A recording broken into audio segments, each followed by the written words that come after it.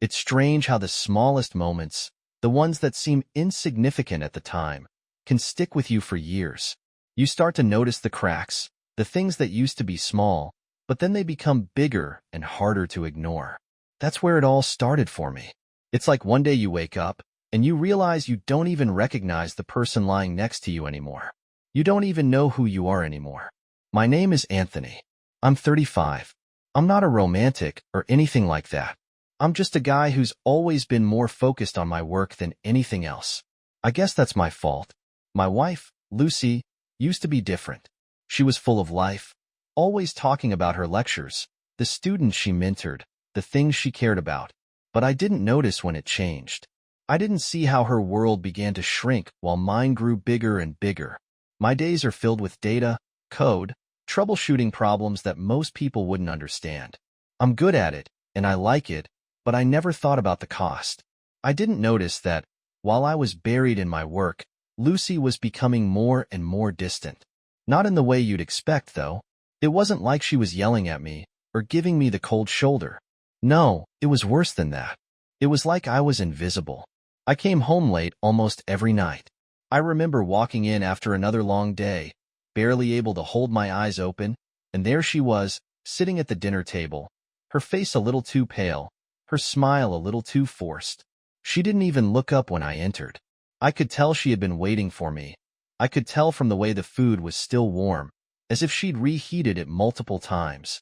But there was nothing in her eyes, just a quiet resignation. "Hey," I muttered, tossing my jacket over the chair and heading toward the fridge. "Hey," she replied, but it wasn't the same tone she used when we first met. It wasn't warm or welcoming. It was flat, like I was just another item on her to-do list. We didn't talk about anything important anymore. It was all small talk, the kind of stuff you throw out to fill the silence. I had gotten so used to it that it felt like the natural rhythm of things. I sat down at the table, barely touching my food. She watched me with this look that said everything but nothing at all. "I don't know when we stopped having real conversations, Anthony," she said quietly, as if she wasn't sure she should even be saying it. "I don't know either," I replied.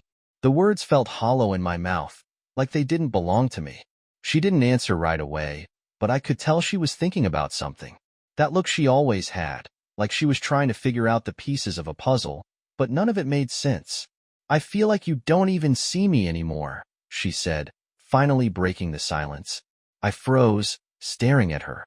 She wasn't angry. She wasn't crying. She wasn't throwing things. She was just resigned. It hit me in a way that I wasn't ready for. I didn't know what to say, and that frustrated me more than I can explain. I turned back to my computer, tapping away at my keyboard to fill the space. Anything to avoid the silence that was threatening to swallow us whole. Lucy didn't say anything more. She just sat there, quietly picking at her food. And that was the beginning of the rift. But that night, as I sat in front of my screen, my mind kept drifting. I could feel the weight of her words, the distance that had grown between us over time. I hadn't noticed how bad it had gotten until it was too late. I hadn't noticed how much she needed me to just be there. Lucy wasn't like me. She wasn't as wrapped up in her work or lost in her thoughts. She was a history lecturer at the university, always passionate about her subjects, but I could see how things had changed with her too. She was different, not just in the way she looked, but in the way she carried herself. She seemed smaller somehow, quieter, more reserved. She didn't talk about her lectures with the same spark that she used to. And that bothered me, but I didn't know how to fix it. I didn't even know if I wanted to. I knew she was feeling neglected, but I didn't know how to change things. We'd been in this routine for so long, and I was so used to it that the idea of shaking it up felt like an impossible task. The worst part was, I wasn't sure I wanted to. Lucy didn't say much to me in the days that followed. The awkwardness between us grew, but neither of us had the courage to do anything about it. Every time I came home late, I could feel the tension, the unspoken resentment that hung between us. It was suffocating. One evening, after yet another day spent glued to my computer, I came home to find Lucy sitting on the couch, scrolling through her phone. She didn't look up when I walked in. "Are you going out tonight?" I asked, trying to break the silence. She looked up, her eyes a little too wide, a little too defensive. "I'm going to meet Greta," she replied quickly, like she wanted to get it over with. Greta was her best friend. I never really understood their friendship. Greta was, well, complicated. She had this way of pulling Lucy into her dramas, always creating chaos wherever she went. And Lucy? She always seemed to be the one trying to hold everything together. Have fun, I said, my voice sounding distant, even to me. I didn't mean it. I just couldn't bring myself to care. That night, I stayed home, working on some new project, hoping that the quiet would drown out the thoughts swirling in my mind.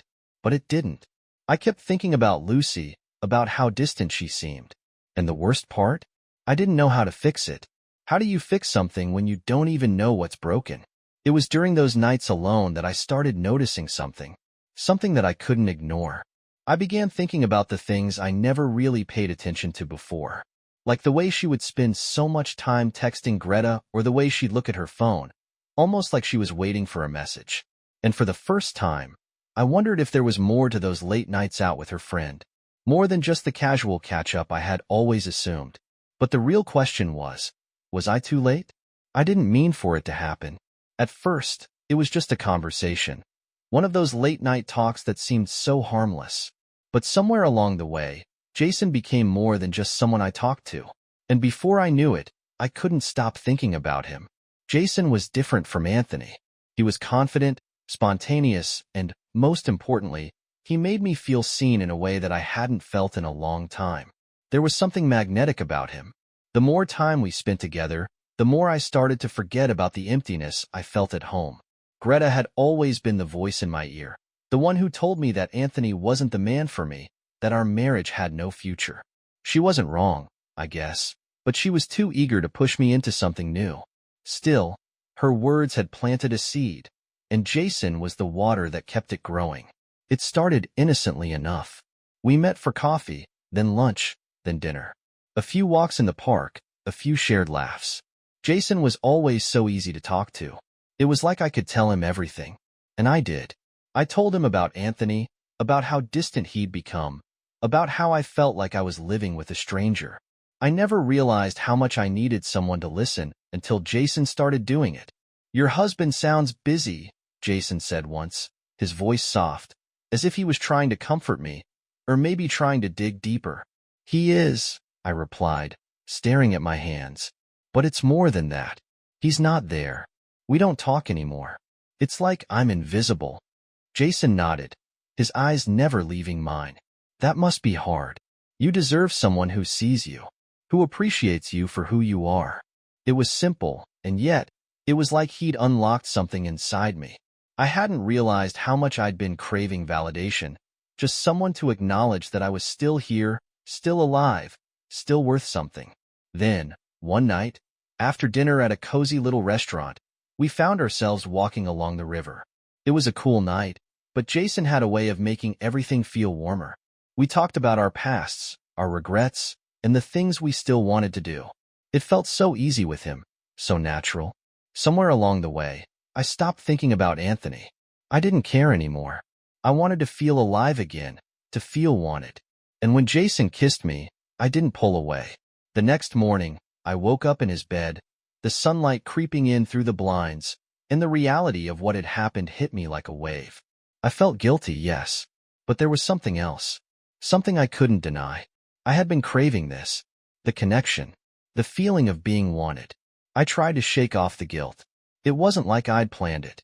It wasn't like I had meant for this to happen, but it had. And now, it was a part of me. "I should go," I said, sitting up in the bed. Jason didn't argue. He just smiled, that smile that made me feel like I was the only person in the room. "Stay if you want to," he said, his voice low and coaxing. "No one's rushing you." I hesitated for a moment, the words, "I'm married," hanging in the air. But I didn't say them. Instead, I stayed. And when I left, I promised myself that I'd never do it again, that it was a one-time thing. But deep down, I knew I was lying to myself. I went home that morning, my heart racing, my head spinning. Anthony wasn't there. He was probably at work, like always. It was like nothing had changed, like nothing had happened. But everything had. The days that followed were a blur. I tried to act normal, to pretend that I hadn't just crossed a line I could never uncross. But I felt different. Every time I saw Anthony, I felt like a stranger in my own life. I couldn't shake the feeling that I was living two separate lives, one with my husband, the other with Jason. I thought I could keep it a secret. I thought I could just bury it and move on. But secrets have a way of eating away at you. And Jason? He wouldn't let me forget. Every text, every call, every smile. It made it harder to pretend that nothing was happening. "Hey, I was thinking about you today," Jason would text, and it would make my heart race, even as I was sitting next to Anthony on the couch, pretending everything was fine. It wasn't fine. Anthony noticed the change in me. He didn't know what was happening, but he could sense something. I started leaving the house more often, saying I needed to run errands or that I had work to do. Sometimes, I'd be gone for hours and Anthony wouldn't question it. He was too focused on his own work, too distracted by his computer to care. But something was off. He started to look at me differently. He'd ask if everything was okay, and I'd brush him off with a vague answer, like it was no big deal. I couldn't let him in. I couldn't tell him the truth. I was torn between the two worlds.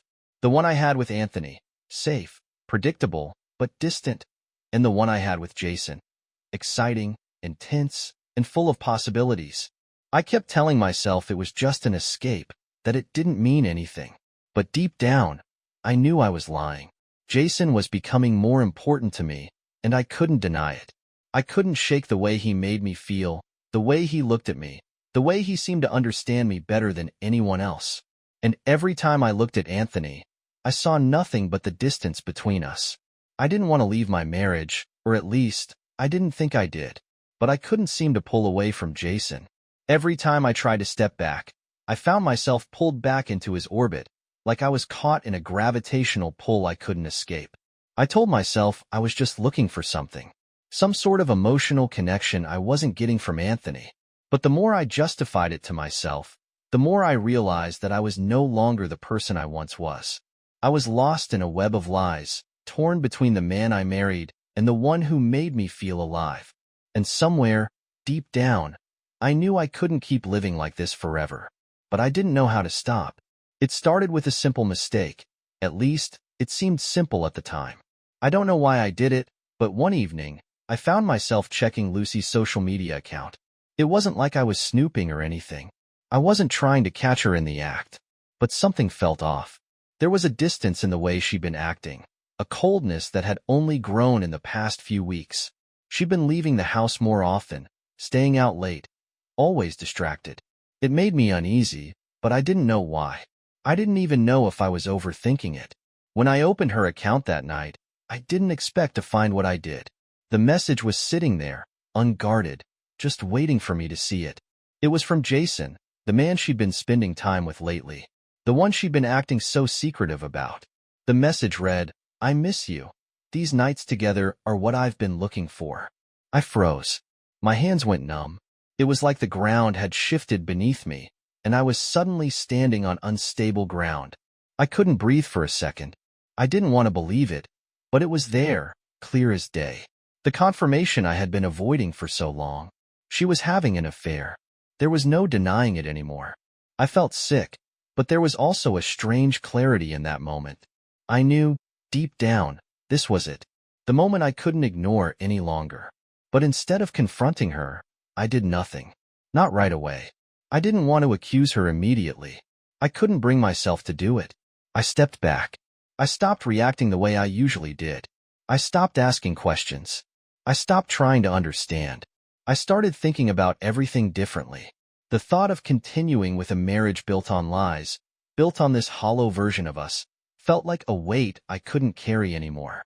But I wasn't ready to let it go yet, not fully. I wasn't ready to end it all just because of one message.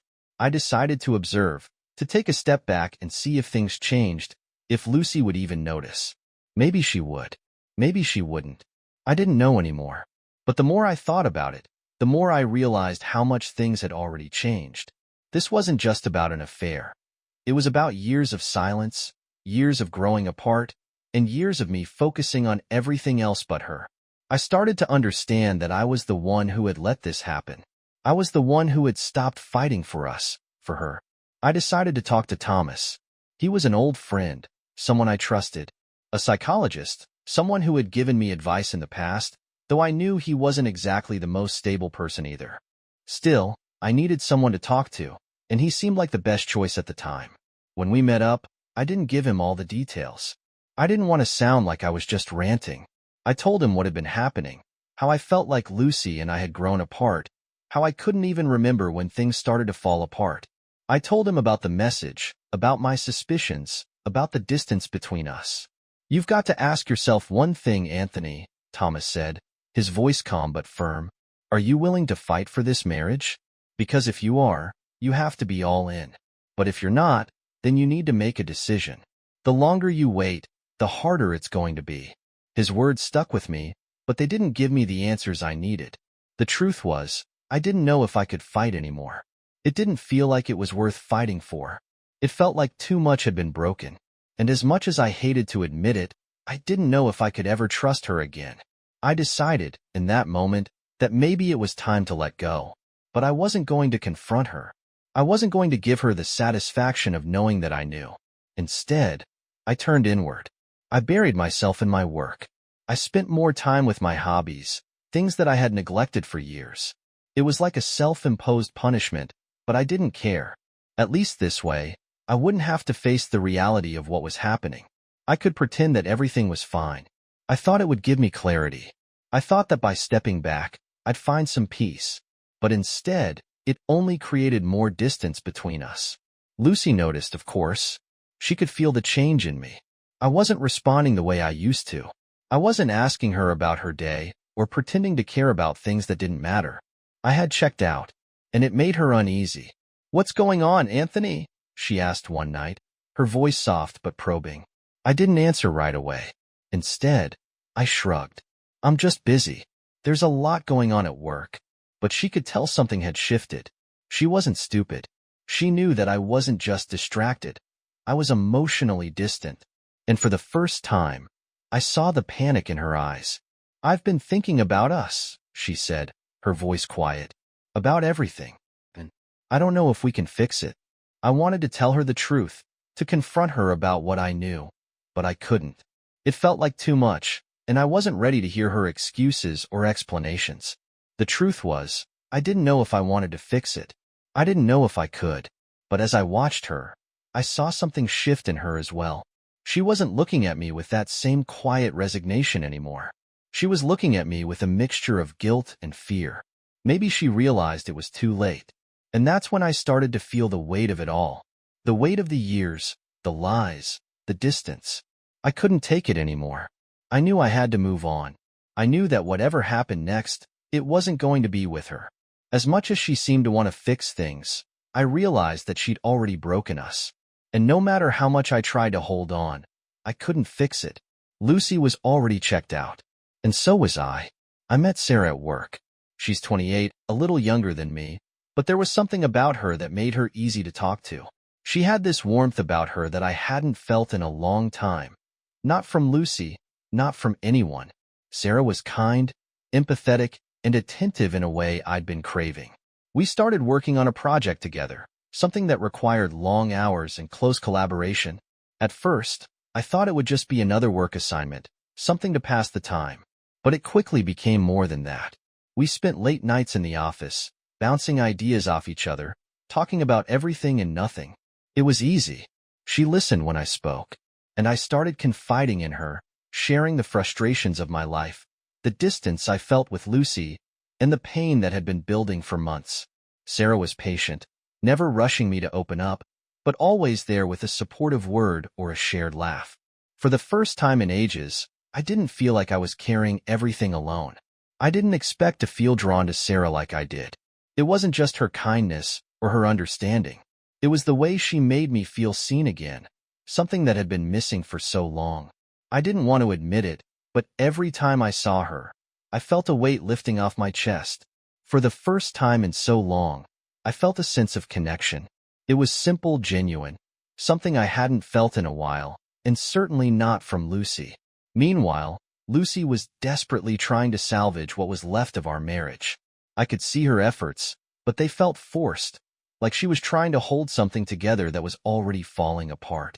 She suggested romantic dinners, things that once might have brought us closer, but now just felt like empty gestures. She suggested vacations, as if time away could fix everything.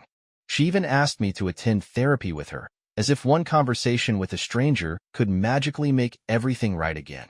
But I was distant, emotionally checked out.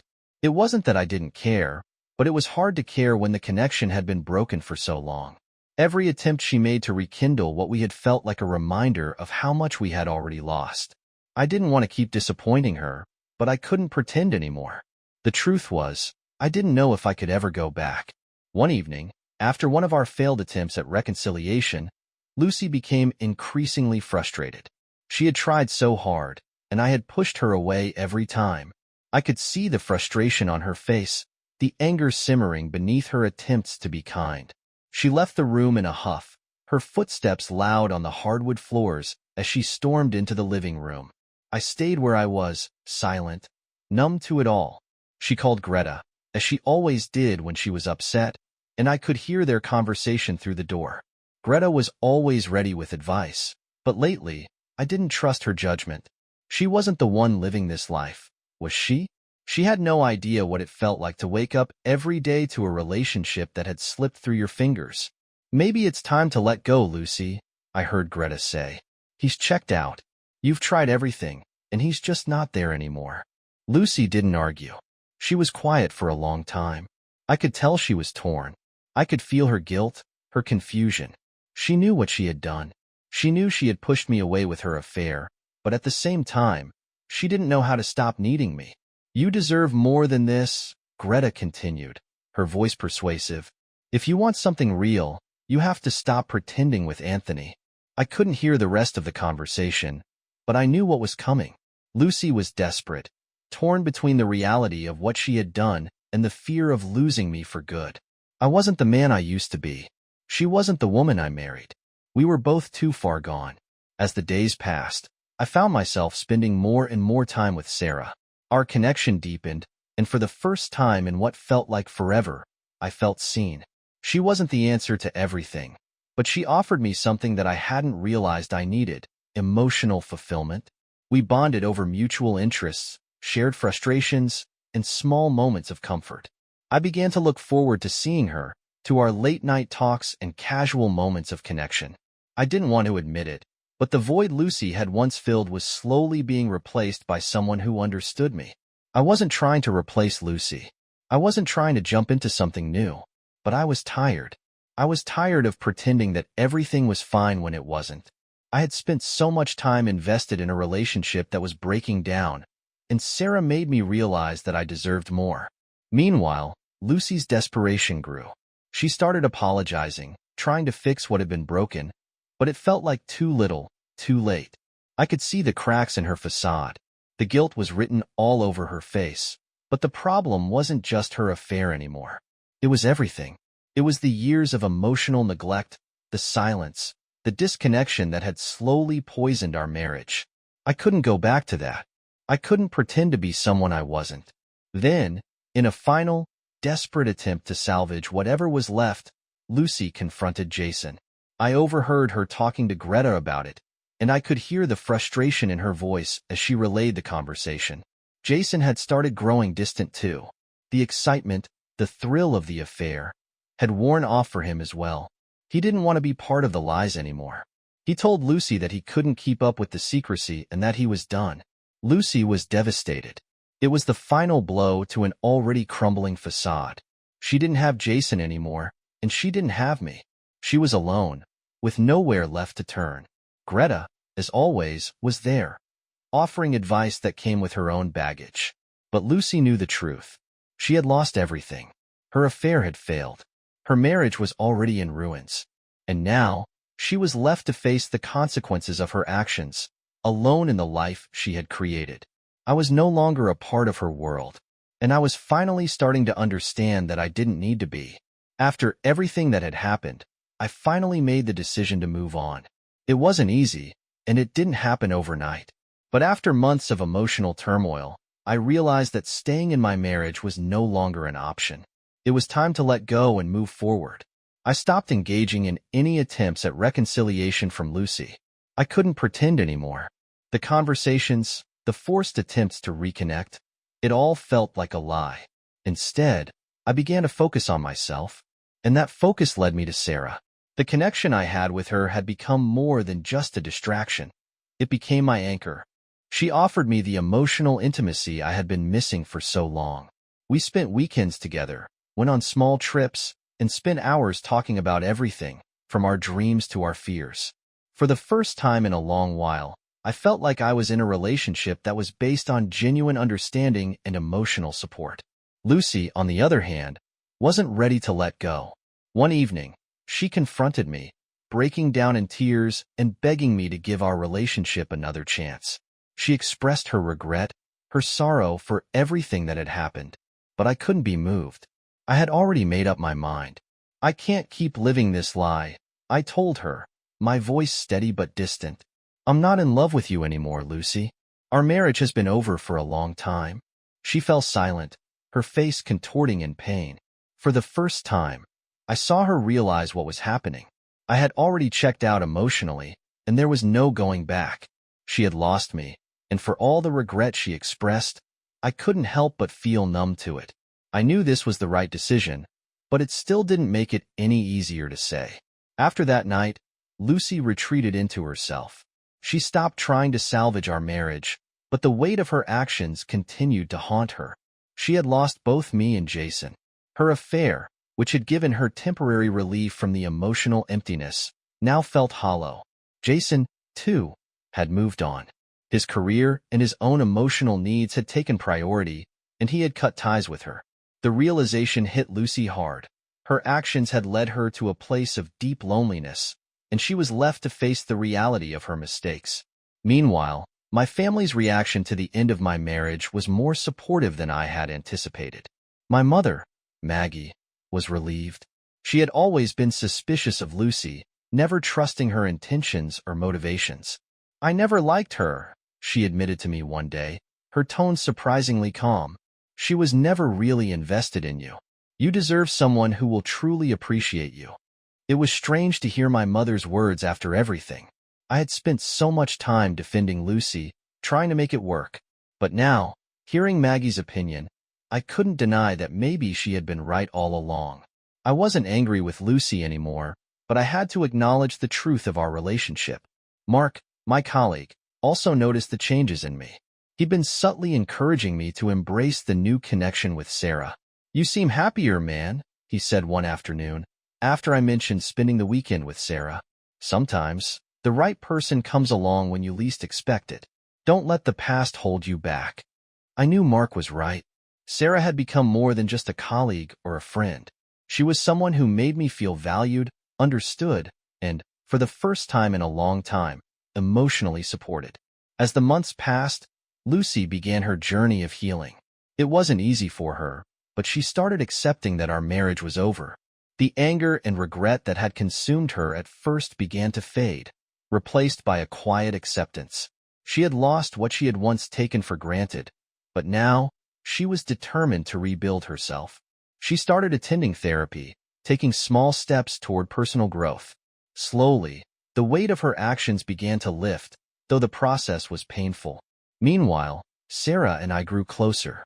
Our relationship continued to blossom, and I felt more at peace with each passing day. We moved in together and began planning for the future. I felt like I was finally living the life I had been yearning for, one built on mutual respect, love, and understanding. Looking back at my marriage, I didn't harbor anger or resentment anymore. I saw it for what it was, a chapter in my life that had come to an end. I didn't regret the love I had once shared with Lucy, but I knew it was time to move on. As for Lucy, she found her own path, albeit a difficult one. Eventually, she moved to a new city, trying to start fresh. She found a new job and began to make new friends. Though still healing, she began to feel a sense of hope that she hadn't had before.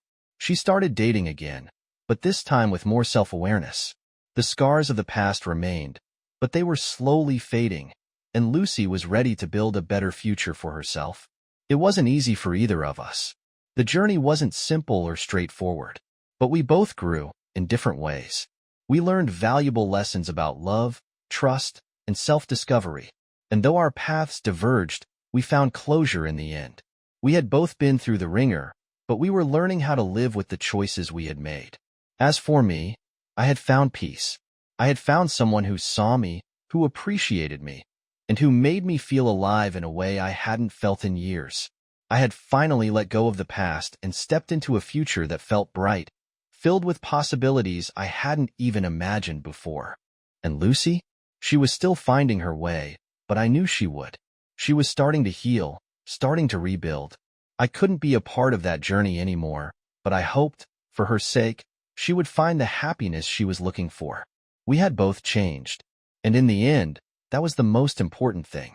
The story was over, but our lives were just beginning.